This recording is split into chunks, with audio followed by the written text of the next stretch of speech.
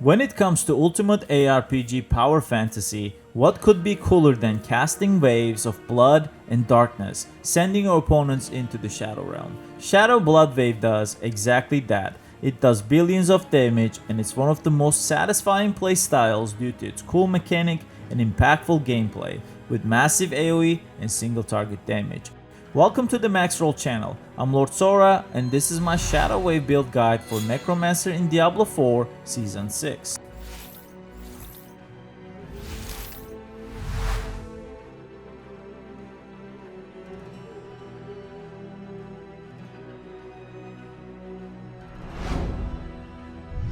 What has changed and why is Blood Wave so much stronger now? As far as gear changes, the new temper, Blood Wave deal double damage, is a great new addition that doubles our damage output. In terms of aspect changes, the tidal aspect received a huge buff, increasing the overall DPS of each wave cast. Once we cast the first wave, the following two additional waves now do additional 240% damage, especially when put on a two-hander. This build also incorporates the ultimate shadow aspect, allowing us to unlock shadow multipliers and transform our blood wave into a shadow wave. When we review the skill tree and the Book of the Dead, it will become more apparent why it helps us gain even more multipliers. We utilize two mythic uniques in this build, one being Harlequin Crest that gives us a lot of cooldown reduction, and this enables us to cast our ultimate blood wave almost as a spammable ability. Harlequin Crest also adds skill ranks, and yes, ultimate skills now benefit from extra skill ranks, reducing its cooldown and further increasing its damage. The second mythic unique we run is Shroud of False Death. This new mythic chess piece is very strong, giving +1 skill ranks to all passives. This is especially strong in Blood and Shadow hybrids since we benefit from both Blood and Shadow passives. This chess piece nets us about roughly 40% more damage. Then we have Blood Moon Breaches. Since the Blood Wave constantly overpowers, it gives us another huge multiplier. In terms of other aspects, we run a Sacrificial on our Amulet. Due to sacrifice bonuses, it actually is about 91% multiplier.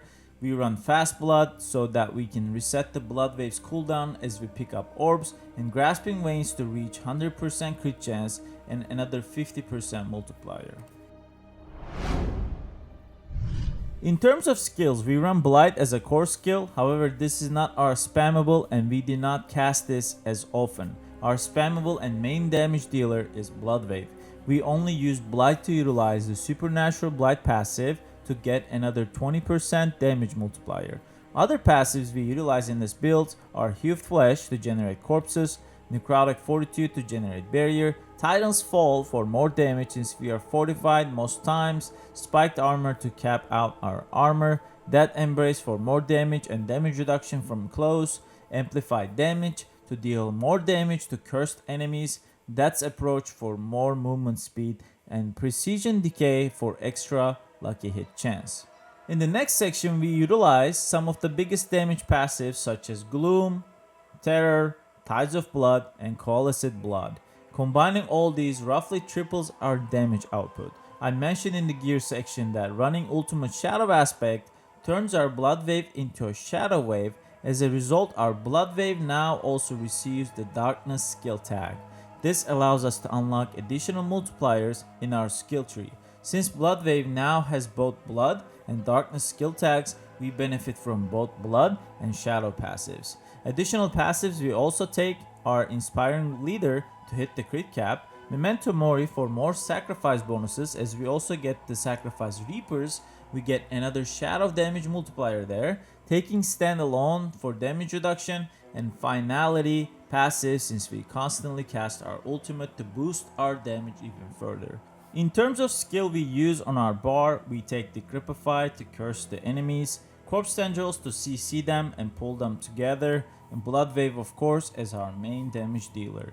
It is important to note that now Blood Waves generate 6 orbs per cast instead of 3, and it grants us 20% damage reduction.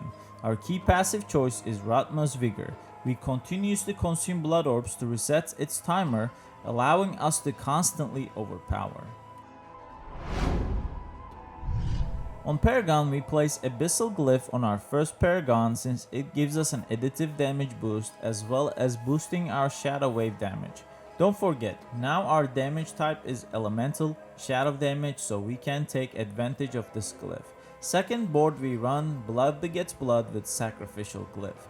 Legendary Node gives us huge multiplier as we pick up Blood Orbs all the time, keeping this buff active 100% of the time. The third board we have is Bloodbath, and this is where we plug our Essence Glyph for the max amount of dexterity possible. The Legendary Node also gives us 70% multiplier for overpowered damage. For the fourth board we have Scent of Death for increased tankiness, and we plug Eliminator Glyph here for increased main and other stats. The fifth board we have is Frailty. That gives us another huge multiplier when we curse enemies. In addition, this board also has the most willpower, so we place the Dominate Glyph here.